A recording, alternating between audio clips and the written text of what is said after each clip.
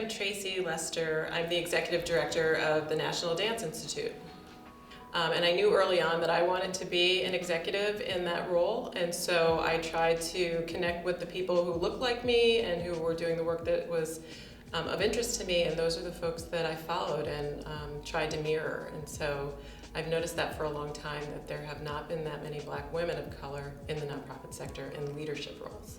So I'm an executive director right now, and I've had a couple of other executive roles, so I've been fortunate to be able to do that.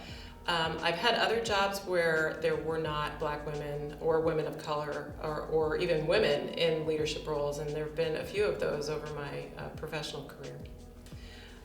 The plight of Black women in the nonprofit sector is that there aren't enough Black women in the nonprofit sector. There aren't enough mentors, there aren't enough leaders, there aren't enough voices and role models and for people to follow. And so I'm trying to get an entree into the sector, trying to find a position that will work for them. Those are some of the challenges. Mm-hmm. There are a lot of themes that emerge for me as a Black woman in the nonprofit sector. I find that it's important to just kind of move past that, move forward, keep going with sort of my eye on the prize, which is, I am representing a whole lot of other people who came before me, who are looking up to me now in the work that I'm doing, and trying to stay focused on what's important for me professionally and personally.